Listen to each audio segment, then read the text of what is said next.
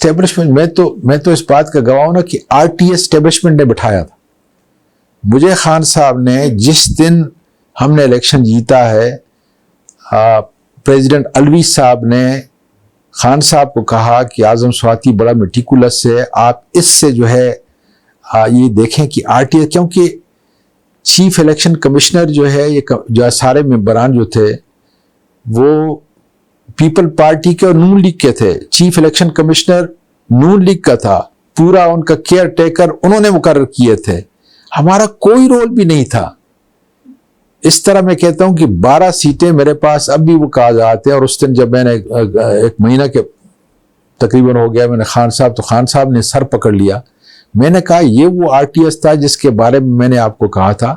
دیکھیں میں اب بغیر نام لیے آپ کو بتاتا ہوں کہ جب میں نے آر ٹی ایس, میں نے پرانے آئی ایس آئی کے کچھ افسر لیے جو ریٹائرڈ تھے, میں نے نادرا کے کچھ افسر لیے جو ریٹائر تھے اور ٹاپ ناچ تھے جو جانتے تھے اس کام کو, میں نے کچھ لوگ باہر سے منگائے, اور یہ سارا خرچہ کرنے کے بعد جو ہے ہم نے فرینزک آڈٹ جا کے نادرا کے اندر کیا. تو اس سارے سسٹم کو میں نے باقاعدہ پریس کانفرنس کی کہ عثمان مبین نے جو اس وقت نادرا کا چیئرمین تھا اسٹیبلشمنٹ کے لوگوں سے مل کر اس آر ٹی ایس کو بٹھایا تھا. تو اب مجھے یہ بتائیں کہ 12 سیٹیں ہماری اور 12 جو ہے آپ کے ناظرین سمجھ رہے ہیں کہ 12 مائنس اور 12 پلس ہوتے تو 24 کا فرق ہوتا ہے. اگر وہ 24 ہمارے پاس ہوتے تو ہمیں پھر کسی اور سارے کی ضرورت نہیں تھی. پھر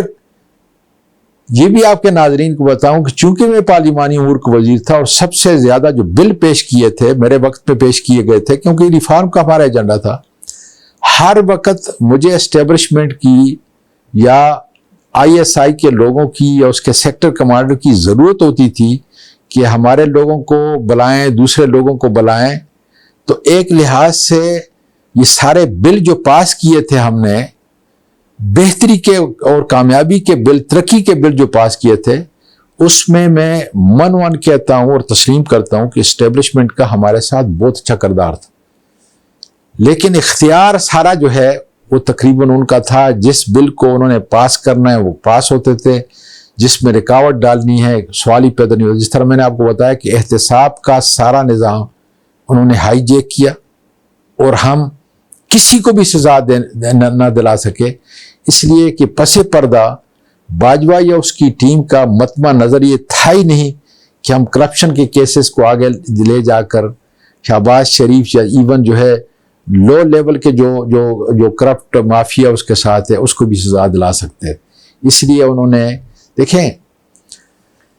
بدقسمتی سے 30-40 سال سے اسٹیبلشمنٹ نے ہمارے ہر ادارے کو تباہ کیا ہے. ججز کی تقرری ہو, ایون سپریم کورٹ اور ہائی کورٹ میں ٹیکنوکریٹ ہوں, جتنی ٹاپ کی جو صورتحال ہے اس کے اندر اسٹیبلشمنٹ اتنی آ چکی ہے کہ جب تک اس گند کو صاف نہ کیا جائے, اور اس صورت میں ہو سکتا ہے کہ کسی حکومت کے پاس 2/3 میجارٹی ہو. اور اس وقت ڈر اسٹیبلشمنٹ کو صرف یہ ہے کہ اگر یہ 2/3 میجارٹی آ گئے تو ان کی جو سلطنت ہے, جو کنگشپ ہے, ان کا جو رول ہے, مطلب ہے کہ رول تو میں نے بتاتا ہوں کہ اسٹیبلشمنٹ کا رول مثبت رول ہر حکومت کو چاہیے, لیکن اپنی ذات کے لیے جو ان کا رول ہے جو سیکٹر کمانڈر کے ذریعے جو ہے کیا جاتا ہے وہ دیکھ رہے ہیں کہ وہ ختم ہونے کے لیے جا رہا ہے. اور اس لیے جو ہے پاکستان کے لوگ سمجھتے ہیں کہ state with in a state جو ہے اس کو ہر صورت میں ختم ہونا چاہیے. خاص کر تقریباً 80 لاکھ سے 1 کروڑ پاکستانی جو بیرون ملک جس ملک میں کام کرتے ہیں وہ کہتے ہیں یہ کون سا ملک ہے کہ یہ چند لوگ قانون اور آئین سے بالا تر ہیں, ان کی کوئی گرفت نہیں ہے. اگر وہ ایک پاورفل سینیٹر اعظم سواتی کو بچوں اور پوتیوں کے سامنے بھی اٹھا کے لے کے جاتے ہیں اور پھر اس کو مارتے ہیں اور کیا کچھ نہیں کرتے, تو اعظم سواتی ان کے خلاف FIR بھی نہیں کاٹ سکتا, بلکہ پھر اس کو ایک ٹویٹ کے اوپر جو ہے پورے پاکستان, بلوچستان, سندھ میں گھمایا جاتا ہے. جس طریقے سے آج ہمارا علی امین اور کئی اس سے پہلے جو گزر چکے ہیں, آج جو ہمارا علی امین جو ہمارا لیڈر ہے وہ بھگت رہا ہے جگہ جگہ پہ کیسز. تو یہ کون سا ملک ہے حالانکہ ہم تو کہتے ہیں کہ فوج ہماری ہے، ریاست ہماری ہے، اور یہ پیار کا رشتہ جو ہے آج کا نہیں ہے، یہ ہماری گٹی کے اندر ہے. تو اس کو اگر ہم کسی کے متعلق بات کرتے ہیں، جس طرح آج کل آزاد کشمیر میں ہوا، دیکھ لیں کہ خود ex prime minister Azad Kashmir کا فاروق حیدر کہہ رہا ہے کہ یہ فلاں شخص نے جو ہے یہ سارا کھیل کھیلا ہے، اور اس کو کورٹ مارشل نہیں کیا جاتا، اس کو کسی عدالت میں پیش نہیں کیا جاتا، بلکہ ہم میں سے اگر کوئی وہ کر لے تو پھر جو ہے وہ نامعلوم افراد وہ ایف آئی آر جو ہے نامعلوم پورے پاکستان میں کر دیتے ہیں. تو یہ سسٹم ٹھہر نہیں سکتا. یہ ہماری بنیادی جو اخلاق ہے اس کے خلاف ہے، ہمارے بنیادی حقوق کے خلاف ہے، ہمارے آئین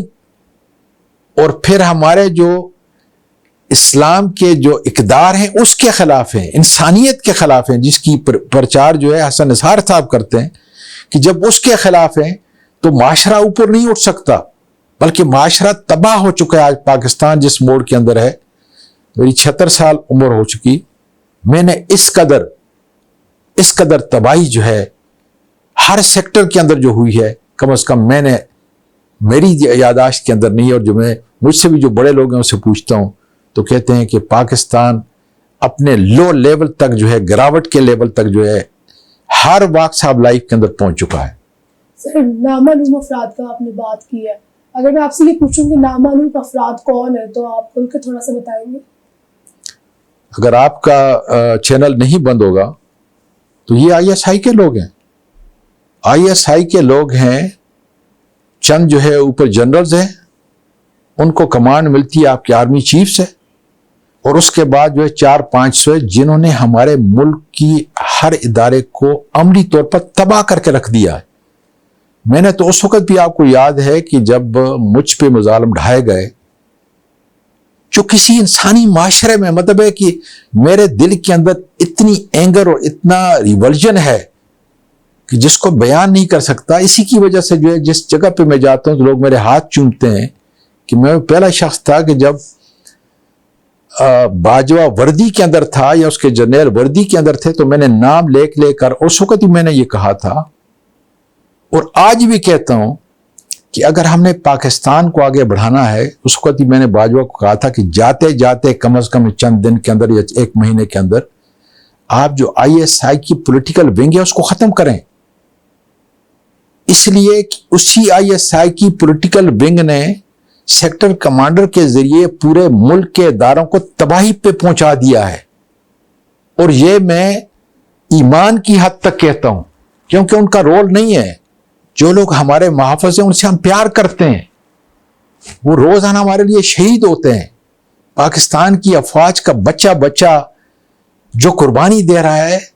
اسی کی وجہ سے آج پاکستان ہے، ورنہ یہ شام، عراق اور لیبیا اور پتہ نہیں کیا کیا بن جاتا. لیکن یہ چند لوگ، ان کا مطمع نظر جو ہے ملک کو بچانا نہیں ہے، ملک کے اخلاق کو بچانا نہیں ہے. انہوں نے جس تباہی کی طرف جو اس پاکستان کو لے کے گئے ہیں، آج میں سمجھتا ہوں کہ ان صفوں کے اندر بھی جس کو ہم سلام پیش کرتے ہیں، جن کو ہم تمغے دیتے ہیں، ان کو سوچنا چاہیے. اور میرا خیال ہے جنرل حمید گل نے، مرحوم نے بڑے واضح طور پہ کہا تھا کہ آئی ایس آئی ایک بہت بڑی قوت ہے. میں اس آئی ایس آئی کی نہیں بات کرتا جو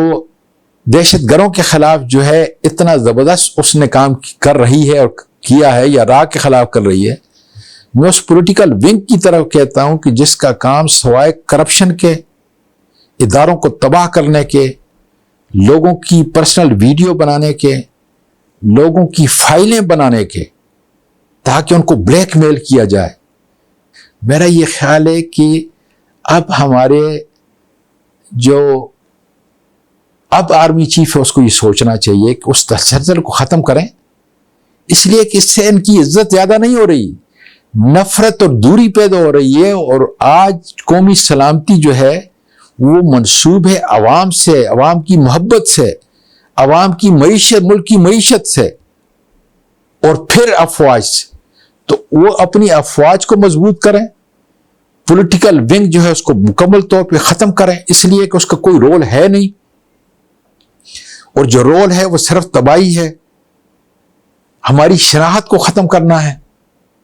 اور عوام کے اندر تاکہ یہ جو دوری اور نفرت پیدا ہو رہی ہے وہ محبت کی صورت کے اندر جو ہے سامنے آئے تاکہ قومی سلامتی کے اہداف جو ہیں ملک کی معیشت اور اس کی آبادی کے ساتھ آگے بڑھیں. جی سر الیکشنز کی بات کیجیے تو آپ کو کیا لگتا ہے کہ الیکشنز ہوں گے؟ ہر صورت میں ہوں گے. 14 مئی کو اگر الیکشن نہیں ہوتے اور 2 دن بعد آپ کو پتہ چل جائے گا سپریم کورٹ کا, تو میں سمجھتا ہوں یہ پاکستان کی عملاً تباہی ہوگی. اس لیے نہ صرف ہم بضد ہیں بلکہ اخلاقی, قانونی اور آئینی طور پر ہم نے فیصلہ کیا ہے کہ ہم سپریم کورٹ کے فیصلے کے ساتھ کھڑے ہوں گے. پاکستان کا ہر وہ شہری جو سمجھتا ہے کہ اس کے مستقبل کی بقا جمہوری نظام سے, صاف شفاف الیکشن سے اور اسی آئین سے جو 1973 میں جو ہے بنایا گیا, اسی کی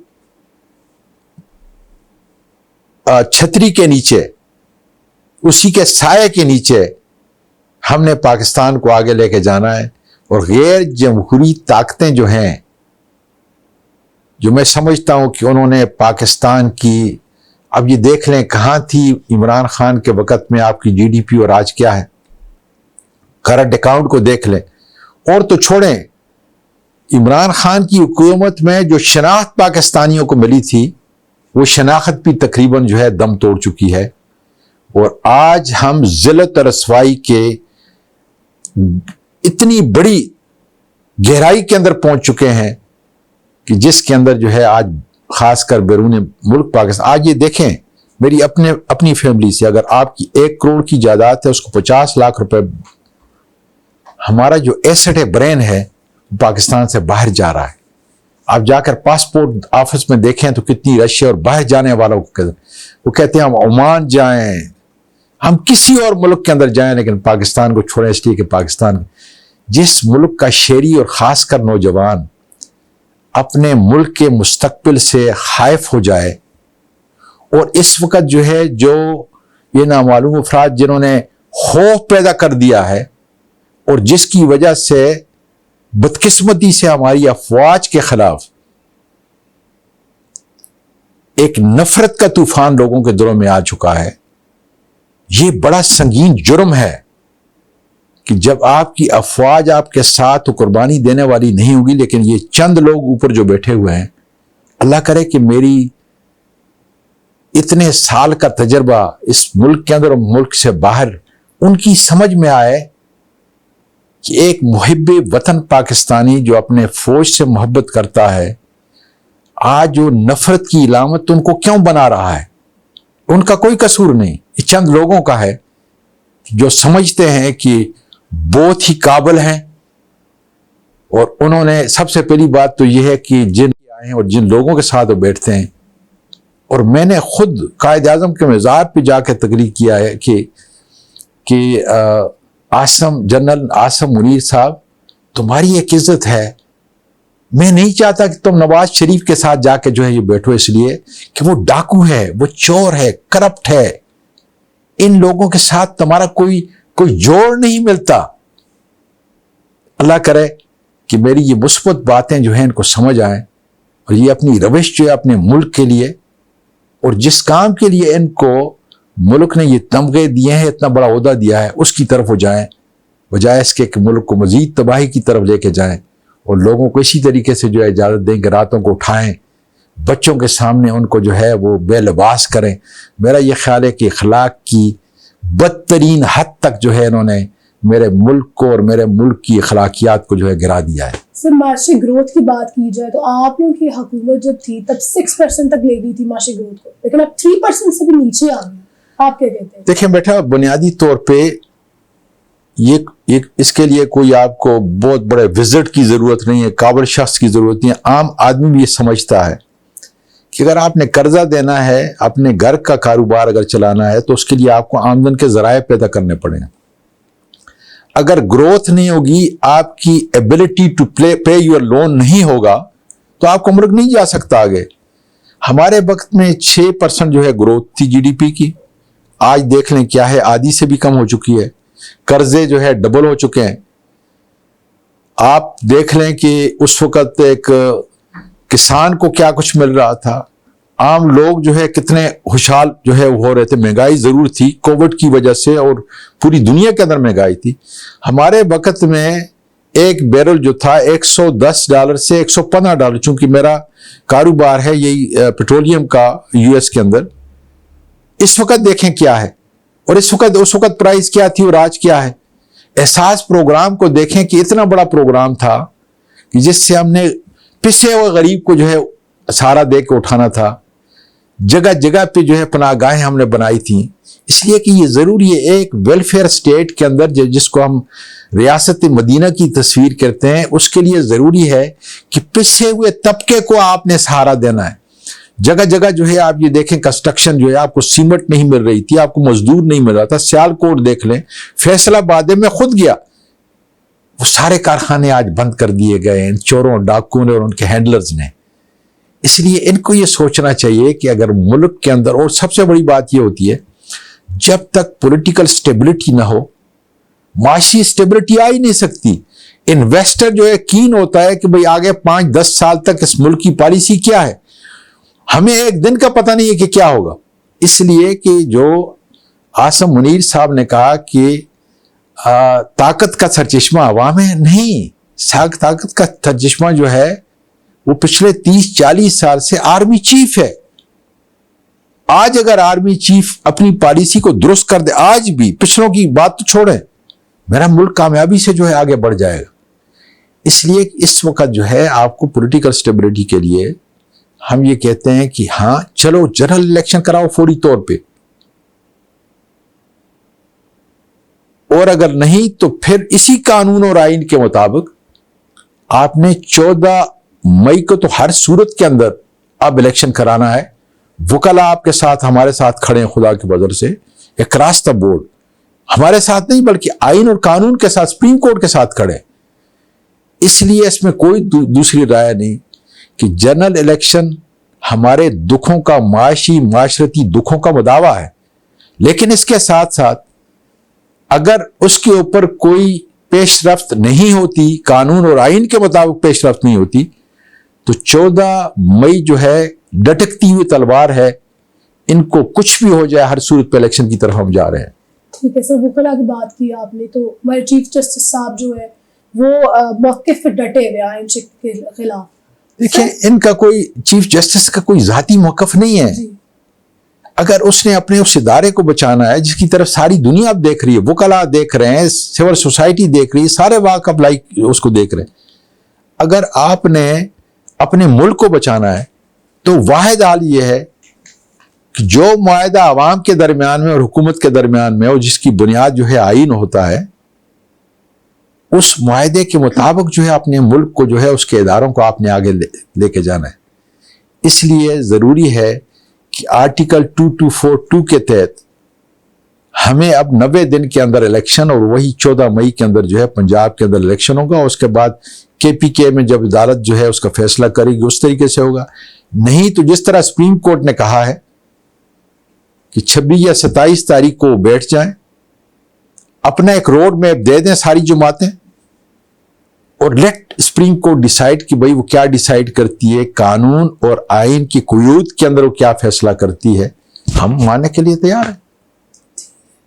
سر خان صاحب نے ابھی تک بڑے کچھ کھلاڑی ہیں ان کو ٹکٹس نہیں دی، جیسے کہ شاہ محمود قریشی صاحب اور فواد چودھری صاحب، آپ کیا کہتے ہیں اس سلسلے میں؟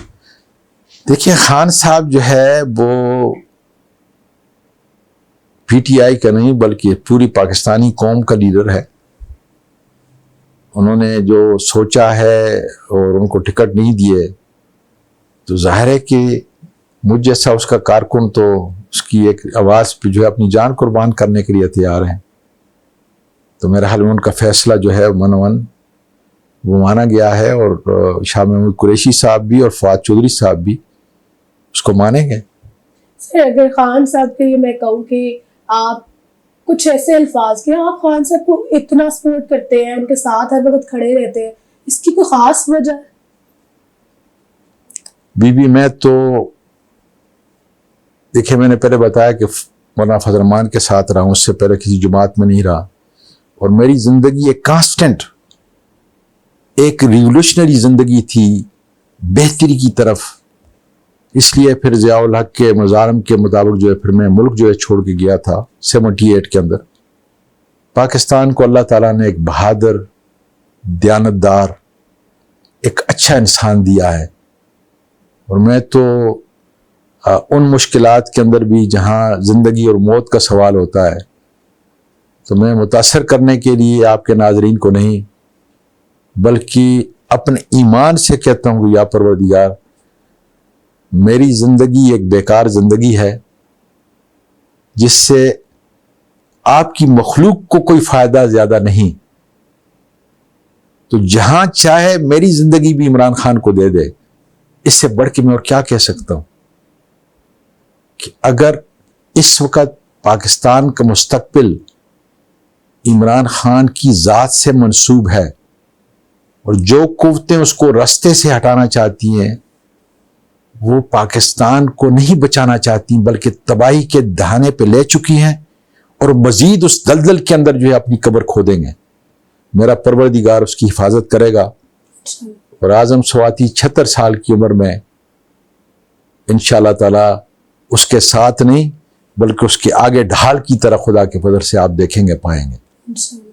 बहुत शुक्रिया जी। आपने देखा कि आज़म स्वाति साहब ने क्या गुफ्तगू की, क्या कहना था उनका इन सारे हालात और वाक़यात के बारे में। इसी के साथ अपनी एंकर को दीजिए इजाज़त, एक नए प्रोग्राम के साथ दोबारा हाजिर होंगी। अल्लाह हाफ़िज़।